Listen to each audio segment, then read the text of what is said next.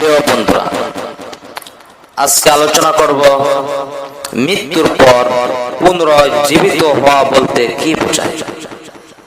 উত্তর: কিয়ামতের দিন সবকিছু ধ্বংস হয়ে যাওয়ার পর হযরত ইসরাফিল আলাইহিস সালাম দ্বিতীয়বার সিংহায় ফু দিলে সবকিছু পুনরায় অস্তিত্ব লাভ করবে।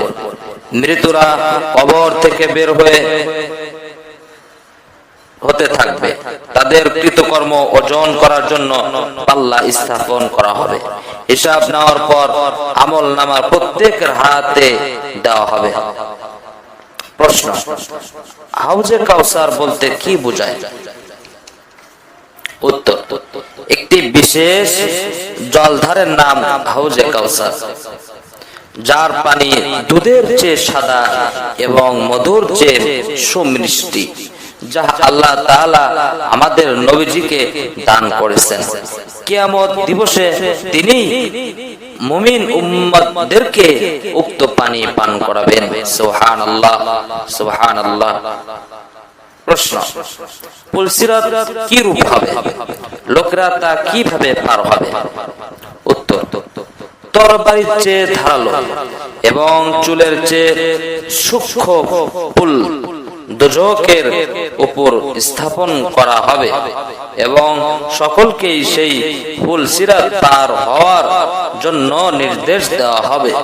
মুমিনগণ বিদ্যুতের ন্যায়, কেউ দ্রুতগামী অশ্বের ন্যায়, আবার কেউ পদাতিকের ন্যায় পার হয়ে যাবে। আর অনেক পাপী লোক কেটে কেটে দোজখে পতিত হবে। প্রশ্ন: বেহেশতীদেরকে আল্লাহ তাআলা কি কি নিয়ামত দান করবেন? উত্তর: বেহেশতীদেরকে অনেক বড় বড় নিয়ামত দেওয়া হবে। পান করার জন্য স্বচ্ছ পানি, খাঁটি মধু, ফ্রেশ দুধ এবং শরাব ইত্যাদি পানীয়, আহারের জন্য নানা ফল মূল, সেবার জন্য সেবক সেবিকা, বসবাসের জন্য নয়না বিরাম প্রাসাদ ইত্যাদি দেওয়া হবে। বেহেশতের সবচেয়ে বড় নিয়ামত হবে আল্লাহ তাআলার দিদার বা সাক্ষাৎ লাভ করা। প্রিয় বন্ধুরা, দোজখীদেরকে কি কি শাস্তি দেওয়া হবে? উত্তর: দোজখীদেরকে কঠিন যন্ত্রণাদায়ক শাস্তি ভোগ করতে হবে। আগুনে দগ্ধ হতে হবে। বিষাক্ত সাপ ও বিচ্ছু দংশন করতে থাকবে। গরম পানি পান করতে দেওয়া হবে। আগুনের শিকল ও কাঁটা দ্বারা অঙ্গ প্রত্যঙ্গ বিদ্ধ করা হবে। দুর্গন্ধময় স্থানে থাকতে দেওয়া হবে।